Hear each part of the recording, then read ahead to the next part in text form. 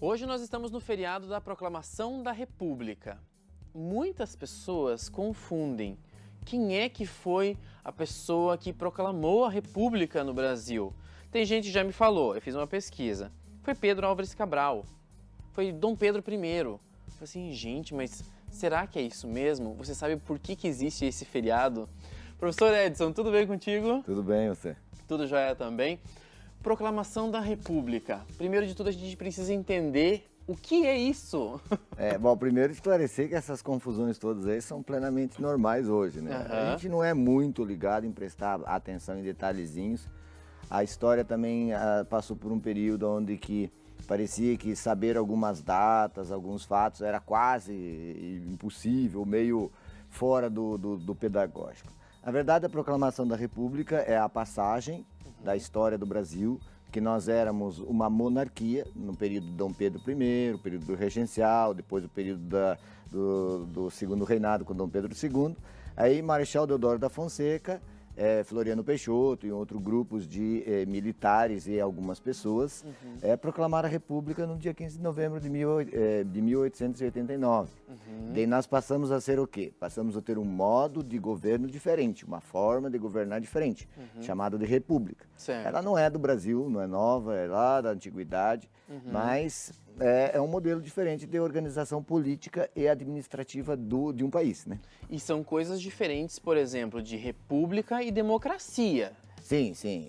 Normalmente as pessoas também às vezes confundem esses conceitos, né? Uma república, ela pode ser inclusive governada com um modelo de ditadura, né? Nós temos em volta por aí vários períodos, né? Uns com mais, outros com menos intensidade.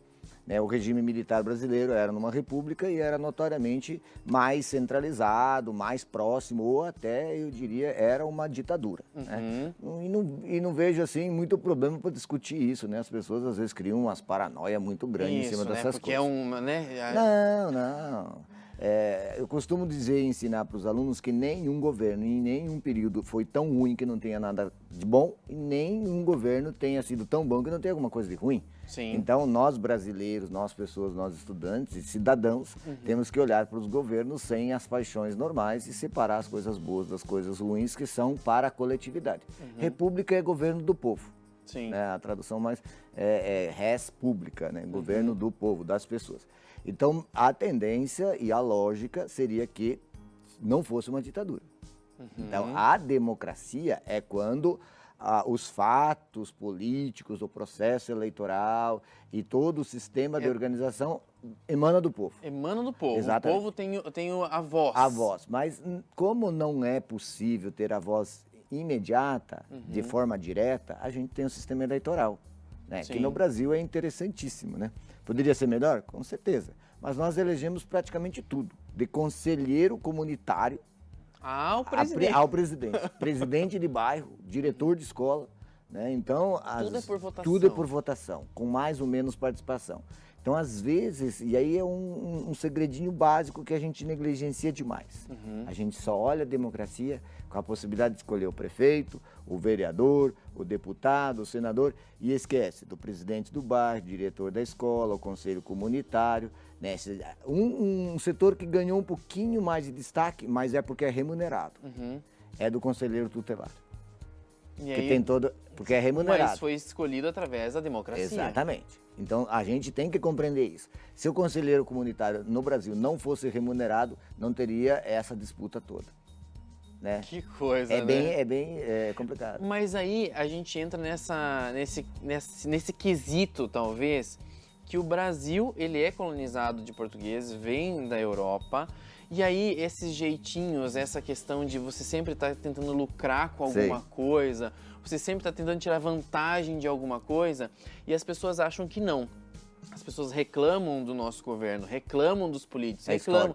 Mas as pessoas são assim no dia a dia também. É assim, a facilidade, às vezes, de compreender é imaginar o governo, a sociedade como um organismo, um ser humano. Nós carregamos, quase todo mundo carrega, tradições do pai, da mãe. Muitos de nós, inclusive, há 10 gerações, tu pergunta, qual é a tua origem? Você já sou italiano. Mas, pô, faz 10 gerações que tu tá aqui no Brasil, tu já é brasileiro até o fio do cabelo. Mas é que a gente... E não é ruim isso, é bom. A gente esquece de fazer a mesma coisa com o governo e com a sociedade. Nós carregamos todas essas coisas ruins que viraram sistêmicas. Então, o nosso modelo foi de colonização, de exploração, de extrair matéria-prima, levar embora como matéria-prima, de explorar todo mundo, de não valorizar a cultura local. Alguns países que fundaram a sua estrutura de origem em cima de povoamento, da pequena propriedade, da industrialização, hoje tem uma postura totalmente diferente. A exemplo dos Estados Unidos. Tem seus problemas, é um país que às vezes intriga muito as pessoas, mas tem 2, 3 coisas que são exemplo. O patriotismo. Eles são patriotas. Eles são patriotas. E chegam a irritar. Isso é verdade. Na verdade, chega a irritar. Isso é verdade. E os governos defendem, inclusive quando eles são errados, o país. Independente de onde eles estão defendendo Exatamente. o país. É tipo assim, eu tenho um problema, mas eu quero resolver na minha casa. O Brasil parece que tem problema, dele leva para tudo que for lugar as cargas e problemas. Aí a gente faz o quê? Cai naquela ideia do jeitinho de tudo consertar. O brasileiro tem que remodelar a sua estrutura de concepção de mundo, de sociedade e reconhecer que a história nossa não é boa, mas um dia tem que começar uma história nova. E aí, professor, é isso que eu acho mais interessante. A gente começou falando da proclamação da República, que nós estamos vivendo esse feriado, e as pessoas não compreendem muitas vezes que é essa história lá atrás que faz o que nós somos hoje. Exato.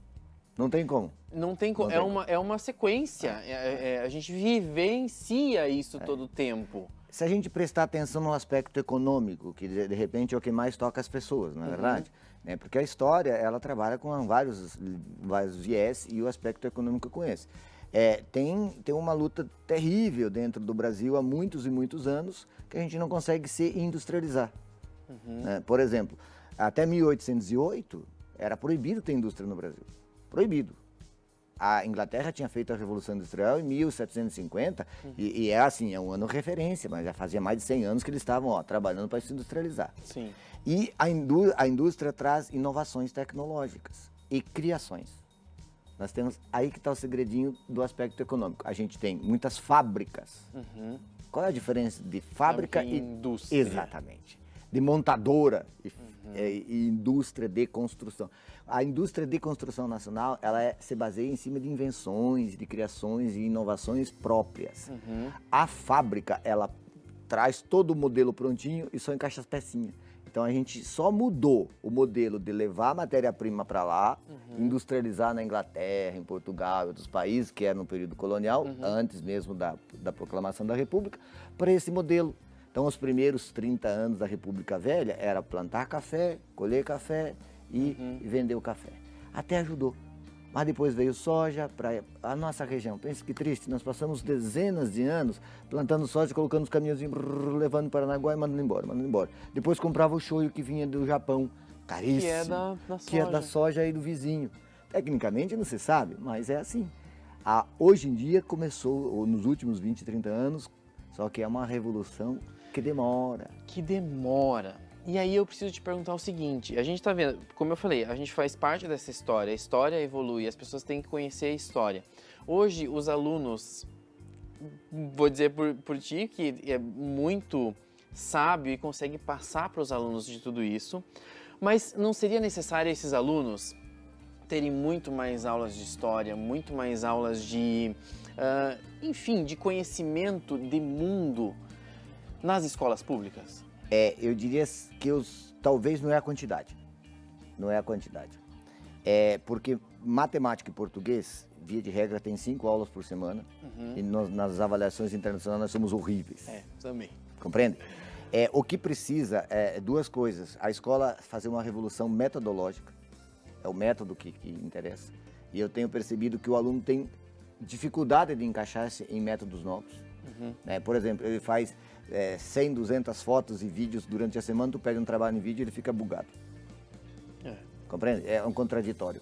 Então, é porque na escola ele aprendeu que a escola é copiar do quadro, do caderno, responder pergunta e pronto. Então, quando tu faz esse método sair do quadrado, em muitas disciplinas, aí você começa a fazer a segunda parte, que é entender que tem coisas que tu tem que saber. O ensino e a sociedade brasileira ela é volátil, por isso que alguns dizem que nós vivemos numa sociedade líquida, né? Onde que parece que tudo é relativo. Se eu quiser saber uma coisa, eu vou na internet. Não, o mundo não se resolve assim.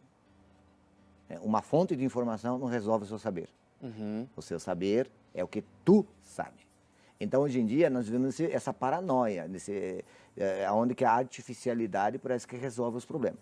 Então, mas isso não depende só do professor, não depende só da escola, né? Tem alguns setores que já estão se tocando e entendendo que não tem jeito. Você tem coisas que você não pode disfarçar, tem que saber. Então, saber as datas, saber os fatos, compreender essa dimensão que você coloca, que nós somos o fruto da história. Isso requer estudo sistêmico. Vamos usar a palavra básica, bunda na carteira e cabeça nos livros. Agora, ele pode ser digital, ele pode ser de onde for. Mas ele tem que ter esse conhecimento, não. Ele precisa disso. Ele não pode ler só negrito, ele não pode basear a vida dele em cima de síntese do comentário do vizinho. Eu costumo dizer, de forma jocosa, que boa parte dos nossos pensamentos sistêmicos são baseados nas postagens da tiazona e do tiozão do Facebook. É verdade. Porque não é mais conhecimento. É senso comum puro.